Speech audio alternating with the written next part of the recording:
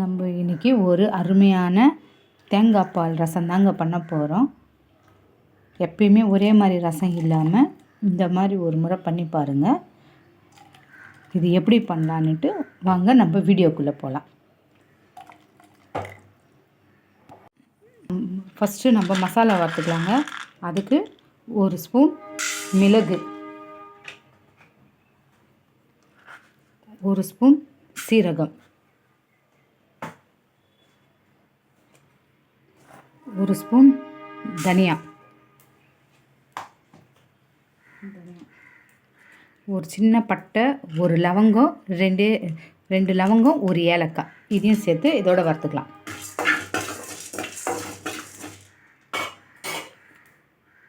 ஒரு காஞ்ச மிளகாய், இதெல்லாம் சேர்த்து சும்மா லைட்டாக சூடு வர வரைக்கும் வறுத்துக்கலாம்.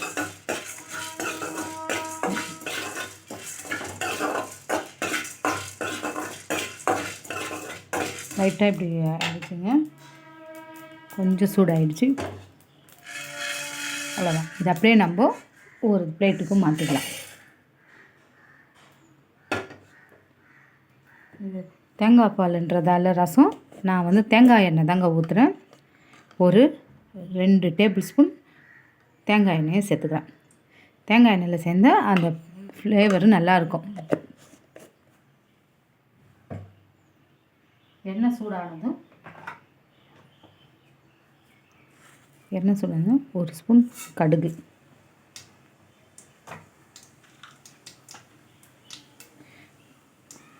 போட்டுட்டு கடுகு பொரிஞ்சதுமே ஒரு சின்னதாக வெங்காயத்தை நீல வாக்கில் அரிஞ்சிருக்காங்க, அதையும் அதில் போட்டுக்கலாம்.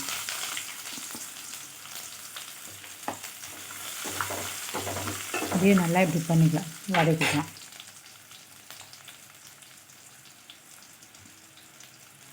கூடவே கொஞ்சம் ஒரு ஸ்பூன் பெருங்காயம்,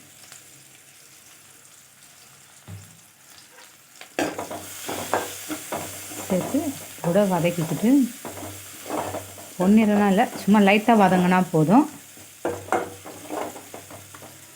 வதங்கினோன்னு ஒரு தக்காளி, சின்னதாக ஒரு தக்காளி, நல்லா பழுத்த தக்காளி அப்படியே பிழிஞ்சா மாதிரி இதில் போட்டுக்கலாம். கூடவே ஒரு 2 பச்சை மிளகாய் கீரி வச்சுருக்காங்க, அதையும் இதில் சேர்த்துக்கலாம். கூடவே ஒரு கப்பு கறிவேப்பிலை போட்டு நல்லா இது கொஞ்சம் வதக்கிக்கலாம்.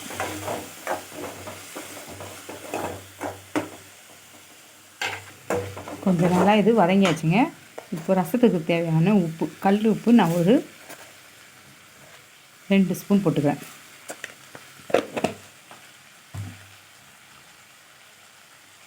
கூடவே மஞ்சத்தூள் 1 ஸ்பூன் போட்டு நல்லா இதை கொஞ்சம் வதக்கிக்கலாம்.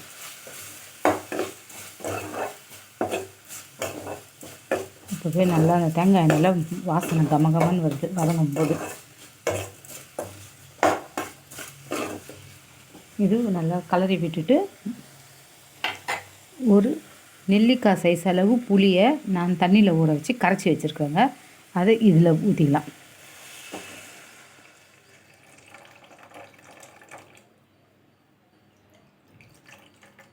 அவ்வளோதான், இவ்வளோ தான் புளியங்க. ஒரு நெல்லிக்காய் சைஸு, அதை விட கம்மி தான், ஏன்னா புளி ஃப்ளேவர் ரொம்ப வேண்டாம். அவ்வளோதான். இது நல்லா ஒரு கொதி வரட்டுங்க.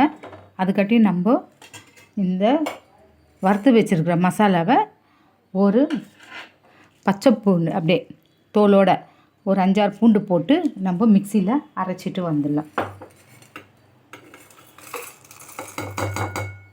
போட்டு பூண்டையும் போட்டு நம்ம பவுடர் பண்ணிவிட்டு வந்துடலாம்.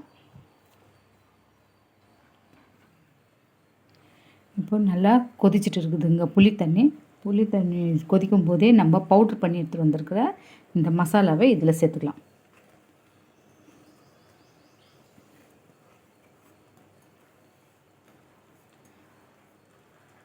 ரொம்ப நைஸாக இல்லாமல் கொஞ்சம் குறப்பாக அரைச்சி நம்ம இதில் சேர்த்துட்டு ஒரு கொதி வந்ததுமே தேங்காய் பால் சேர்த்துடலாம்.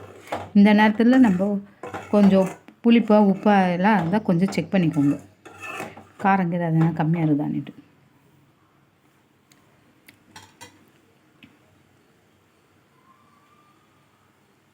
இது நல்லா ஒரு கொதி வருதுங்க, வரட்டும். ஒரு கொதி வந்ததுமே நம்ம இதை கொஞ்சம் ஸ்லோ பண்ணிடலாம். ஸ்லோ பண்ணிவிட்டு சின்ன தேங்காவை ஒரு அரை மூடி தேங்காவை, பாதி தேங்காவை நான் மிக்சியில் அரைச்சி பால் எடுத்து வச்சுருக்காங்க. ஃபஸ்ட்டு பால், ரெண்டாவது பால் ரெண்டுமே ஒரே இதில் ஊற்றிக்கிட்டேன். 2 தடவை பிழிஞ்சு அது ஒரு கிண்ணம் நிறைய வந்துருக்குது. இப்போ இது கொதிக்கும் போது நல்லா ஸ்லோ பண்ணிவிட்டு நம்ம இதை அப்படியே சேர்த்துடலாம். தேங்காய் பால்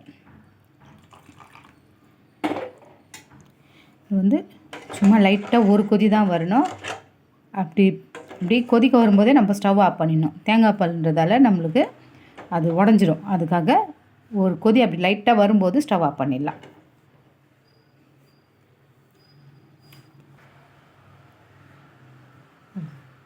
லைட்டாக நம்ம ஒரு கொதி லைட்டாக வருது பாருங்கள். இந்த நேரத்தில் நம்ம டக்குன்னு ஸ்டவ் ஆஃப் பண்ணிடலாங்க.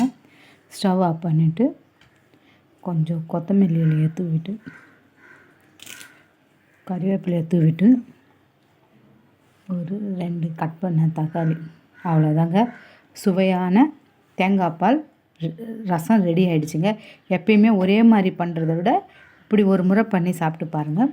இதே மெத்தடில் ஒரு முறை பண்ணி பார்த்துட்டு எப்படி வந்துடுதுன்னு கமெண்ட்டில் சொல்லுங்கள். இந்த வீடியோ பிடிச்சிருந்தா ஒரு லைக் கொடுங்க. நம்ம சேனலை சப்ஸ்கிரைப் பண்ண மறக்காதீங்க.